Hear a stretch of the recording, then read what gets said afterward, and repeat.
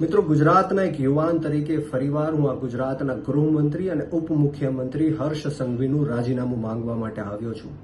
કારણ કે આ ગાંધી અને સરદારનું ગુજરાત છે. આ ગુજરાતની અંદર દારૂબંધી છે, નશાબંધી છે, છતાં પણ ગુજરાત વિધાનસભામાં આંકડો આવે છે કે 14 લાખ કરતા પણ વધારે ગુજરાતીઓ નશીલા પદાર્થોના બંધાણી બન્યા છે. એમાં 12 લાખથી વધારે પુરુષો છે અને 2 લાખથી વધારે મહિલાઓ પણ છે. અને અમદાવાદમાં જે ખાનગી અને સરકારી રિહેબ સેન્ટરો છે એમાં સંખ્યાઓ ખૂબ વધી રહી છે.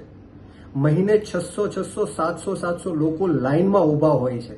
આ તો માત્ર અમદાવાદના આંકડાઓ છે. આવા રાજકોટ હોય, જામનગર હોય, ભાવનગર હોય, અલગ અલગ જગ્યાઓમાં રિહેબ સેન્ટરોમાં સંખ્યાઓ ગુજરાતના યુવાનોની ખૂબ વધી રહી છે. ગુજરાતના યુવાનો દિવસે ને દિવસે ડ્રગ્સના કારણે, દારૂના કારણે ખતમ થઈ રહ્યા છે. આજ દિન સુધીમાં ડ્રગ્સ પકડાય છે, પરંતુ કોણ ગુજરાતમાં ડ્રગ્સ લાવે છે ને ક્યાં વેચવા જવાના છે એ ક્યારેય પકડાતા નથી. ક્યારેય કોઈના નામ બહાર આવતા નથી. ક્યારેય સાંભળવામાં નથી આવતું કે કોને જેલમાં મોકલ્યા કે કોને ફાંસીના માચડા ઉપર ચડાવી દીધા.